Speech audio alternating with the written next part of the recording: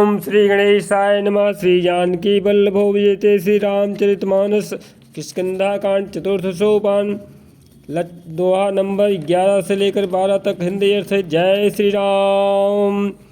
लक्ष्मण तुरत बुलाए पुरुजन विप्र समाज, और राजुदीन सुग्रीव कहाँ अंगद कहाँ जुगराज। लक्ष्मण जी ने तुरंत ही सब नगरवासियों को और ब्राह्मणों को समाज को बुला लिया। अर्थात लक्ष्मण जी ने तुरंत ही ऐसा कह करके सब नगरवासियों को और ब्राह्मणों के समाज को बुला लिया और उनके सामने सुग्रीव को राज्य और अंगद को युवराज पद दे दिया। उमा राम समहित जग माही। शिव जी पार्वती जी कहते हैं कि हे पार्वती जी, जगत में श्री राम जी के समान हित करने वाला गुरु पिता माता बंधु और स्वामी कोई नहीं है। गुरु पितु मातु बंधु प्रभु नाही, सुर नर मुनि सब के यह रीति, स्वार्थ लागी करहि सब प्रीति। देवता मनुष्य और मुनि सब की यही रीति है कि स्वार्थ के लिए ही सब प्रीत करते हैं। बाली त्रास व्याकुल दिन राति, तन बहुव्रन चिंता जर छाती। जो सुग्रीव दिन रात बाली के भय से व्याकुल रहता था, जिसके शरीर में बहुत ही कष्ट और पीड़ा घाव हो गए थे, वही बाली जो है क्या किया। सोई सुग्रीव कीन्ह कपिराऊ, अति कृपाल रघुबीर शुभाऊ। उस बाली की चिंता को भगवान ने पल भर में दूर कर दिया। जिसकी छाती चिंता के मारे जला करती थी, उसी सुग्रीव को उन्होंने बांदरों का राजा बना दिया। श्री रामचंद्र जी का स्वभाव अत्यंत ही कृपालु है। जानत हूँ अस प्रभु परिहरहि, काहे न विपति जाल नर परहि। जो लोग जानते हुए भी ऐसे प्रभु को त्याग देते हैं, वह क्यों न विपत्ति के जाल में फंसे। पुनि सुग्रीव ही लीन बुलाई, बहु प्रकार नृप नीति सिखाई। फिर श्री राम जी ने सुग्रीव को बुला लिया और बहुत प्रकार से उन्हें राजनीति की शिक्षा दी। कह प्रभु सुनु सुग्रीव हरीसा। फिर प्रभु ने कहा, हे वानरपति सुग्रीव सुनो, पुर न जाऊँ 10 चारि बरीसा। सुनो, मैं 14 वर्ष तक गांव बस्ती में नहीं जाऊंगा। ग्रीष्म ऋतु बीत कर वर्षा ऋतु आ गई है। गत ग्रीष्म वर्षा ऋतु आई, रही हूँ निकट शैल पर छाई। अतः मैं यहाँ पास ही पर्वत पर टिका रहूँगा। अंगद सहित करहूँ तुम राजू। अर्थात अंगद सहित तुम जाकर के राज्य करो। संतत हृदय धर्यहूँ मम काजू। मेरे काम का हृदय में सदैव ध्यान रखना। फिर प्रभु जो है श्री रामचंद्र जी ने कहा कि तदंतर जब सुग्रीव जी घर लौट आए, तब श्री राम जी ने प्रवर्षण पर्वत पर जाकर टिके। जय श्री राम।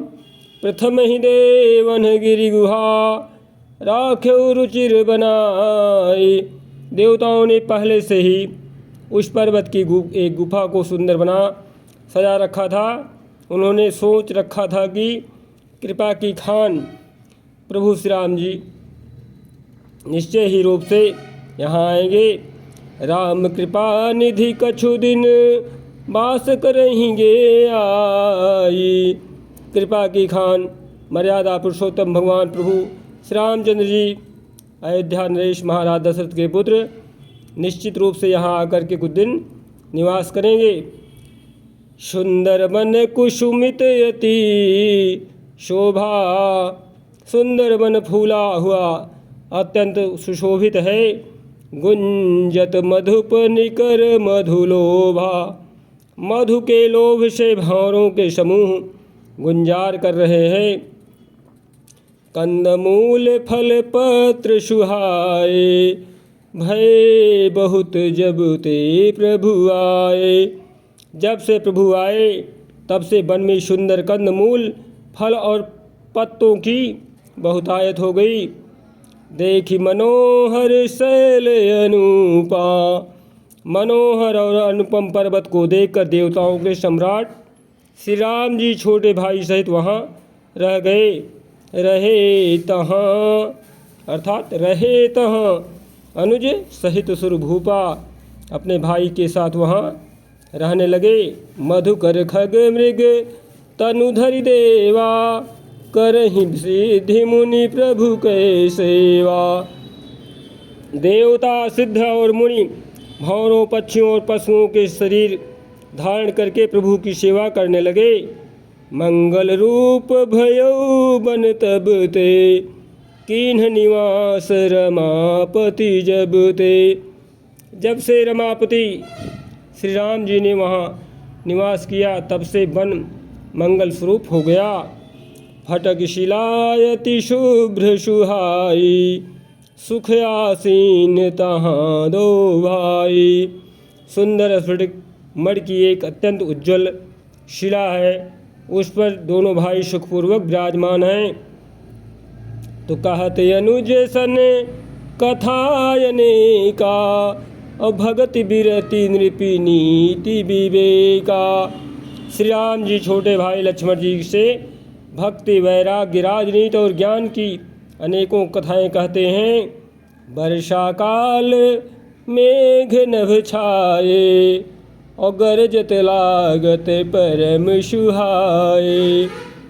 वर्षा काल में आकाश में छाए हुए बादल गरजते हुए बहुत ही सुहावने लगते हैं। लक्ष्मण देखू मोर मन अर्थात मोरगन, लक्ष्मण देखू मोरगन, नाचत वारिद देव। तो लक्ष्मण देखू मोर गण और नाचत वारिद पेखी, अर्थात प्रभु श्री राम जी कहने लगे, हे लक्ष्मण देखो, इस तरफ देखो, एक कैसा सुहावना दृश्य है कि मोरगण भी, मोरों का समूह झुंडों में बादलों को देखकर नाच रहे हैं। हे लक्ष्मण देखो, मोरों के झुंड बादलों को देखकर नाच रहे हैं। गृही बिरति रत हरस जसो, विष्णु भगत कहूँ देखी।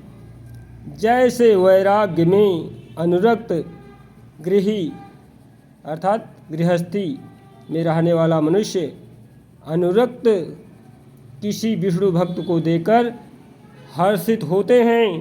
जय श्री राम।